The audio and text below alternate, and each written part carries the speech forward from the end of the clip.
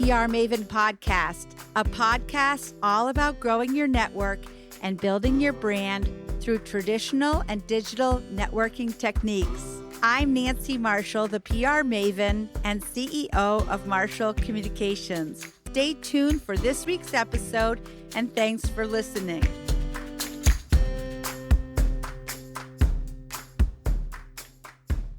Welcome, PR Maven Nation, to this week's episode, one of our mini episodes, a quick and informative look at the difference between PR and advertising. This podcast is presented by Marshall Communications, creator of the 65-step Marshall Plan process. For more information, visit marshallpr.com. And on the website under PR Maven, you'll also find information about my two books, PR Works and Grow Your Audience, Grow Your Brand. This week, I'll be sharing my Forbes Agency Council article entitled The Difference Between PR and Advertising and Where the Lines Are Fading. So let's dive right in. Both advertising and public relations help build awareness and generate sales, but they're not the same thing. Essentially, advertising is paid media and PR is earned media. Advertisers purchase space online, in print, or on the airwaves. They decide what the ad will say, how it will look, where it will appear, and how many times it will appear. They control the message. PR professionals, on the other hand, provide journalists with story ideas delivered through press releases or a media pitch, which is usually a brief email offering a news story to a specific reporter. If, and that is a big if, the journalist is interested in the story idea, they will develop content around it. But there are no guarantees that the coverage will say exactly what you want it to say, or even that the coverage will be positive. That is another key difference between PR and advertising. In PR, you cannot control the message. So why, you might ask, would you not just advertise? Many people are skeptical of advertising messages. They're exposed to dozens, if not hundreds, of advertisements daily on the television, radio, and internet, and in the print. They're exposed to so many people, in fact, that many of them have been desensitized, and it can be hard for any one message to sink in unless it's really compelling. Also, because the message is coming directly from the advertiser, it's often viewed as less credible. News coverage is seen as more trustworthy precisely because the message cannot be controlled. The story is being told by a trusted third party, the media. Third-party validation, especially when it's unpaid, can bring a sense of objectivity and impartiality. The difficulty of securing earned media makes it all the more valuable. Of course, some media outlets are more trusted than others. A 2018 study by Simmons Research revealed that the Wall Street Journal is the most trusted news source.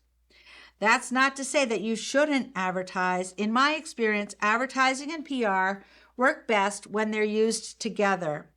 When consumers are exposed to the same messages through multiple channels such as advertisements, news coverage, and social media, they're most likely to remember those messages and to act upon them. In the world of marketing, PR, and advertising, there are three types of media. Earned media and paid media are two of these types. The third type is owned media. Owned media is another term for online content created by a business, whether it's a website, email marketing initiative, e-newsletter, social media post, etc. Content is owned and disseminated by the business or organization that created it. There's no need for an advertising platform or news outlet to pick it up. However, these definitions are not as clear-cut as they used to be. Now more than ever, the lines between earned, paid, and owned media are fading as PR advertising and content creation become inextricably linked. For example, it's now not uncommon for some news outlets to accept articles and opinion pieces that businesses submit and pay to place. Traditionally, the media would have accepted editorial content on its own merits only. But likewise, owned media can closely resemble earned media. Lincoln Electric, a manufacturer of welding systems, created an entire magazine called ARC, aimed at its target audiences, welders and metal workers. I believe the lines are fading because businesses and PR pros are finding more ways to communicate directly with consumers. By providing quality content for their audiences, what their audiences want and need, they can build trust and customer loyalty.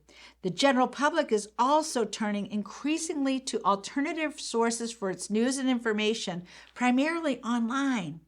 A 2018 survey conducted by the Pew Research Center found that social media now outpaces print newspapers in the United States as a news source. Generating high-value content is how you engage people online. Now we have all the potential to be influencers. We used to depend on the media to get our messages across, and journalists use those messages to inform the general public in one way or another. But while media outreach and advertising remain very important, we now have more tools at our disposal, namely content creation. Done strategically, content creation can supplement or even bypass the more traditional methods of promotion, allowing influencers to reach the public directly without a middleman. A balance of earned, owned, and paid media is ideal.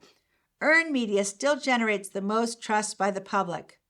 Owned content can be vital, almost like the heartbeat of your organization. Paid media allows you to place and control your messages strategically in outlets where you know your targeted audiences spend their time. Of course, engaging the public, an increasingly skeptical one, can require a lot of forethought. In order to be effective, messages often must really resonate with those you're trying to reach. This means providing content that fills a key want or need of your target audience. Communicating is easy. Communicating strategically is much harder. Whether your niche market is very small and specific or you're selling a product to the masses. I recommend starting with a message map, which is a graphic showing your key message in about 21 words. Surrounding your key message are proof points that reinforce it. If you plan these messages as part of your PR and advertising strategy, then you can use them as the foundation of all of your press releases, speeches, media interviews, and paid advertisements. And by the way, we're going to put a template in the show notes at marshallpr.com/podcast, where you can find a templated message map that you can fill in for your own needs. Pass your message map out to all the people in your organization who interact with the public, and they can refer to it for all their conversations.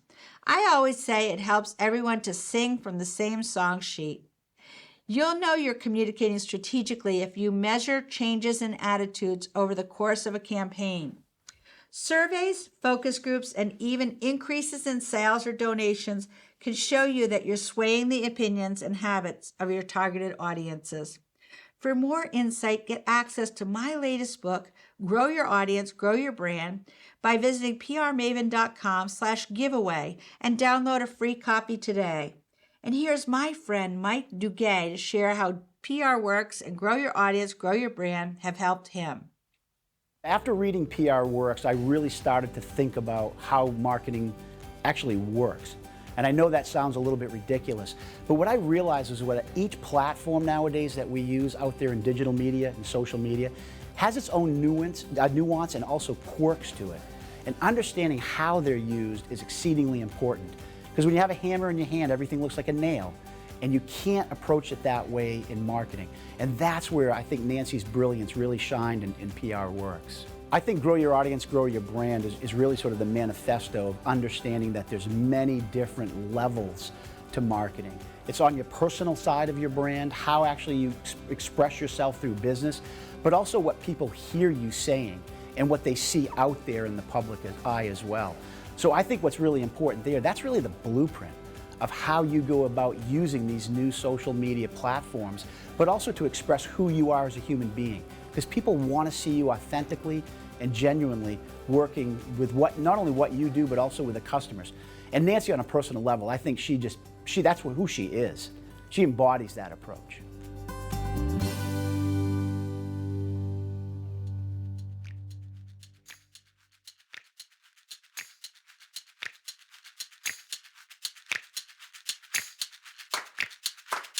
Thanks for listening to this episode of the PR Maven podcast. I invite you to share a review of the podcast on iTunes or your favorite podcast player. Be sure to subscribe to our podcast so you never miss an episode. You can also join the PR Maven Nation on Facebook. It's free to join, and it's a great community of like-minded individuals who are all looking to learn and grow from one another. If you use an Alexa device, use your Alexa app to search the Skills and Games section to find and enable the PR Maven Podcast Flash Briefing. This will give you access to exclusive content and more PR and marketing advice. Thanks again for listening, and have a great rest of your week, PR Maven Nation.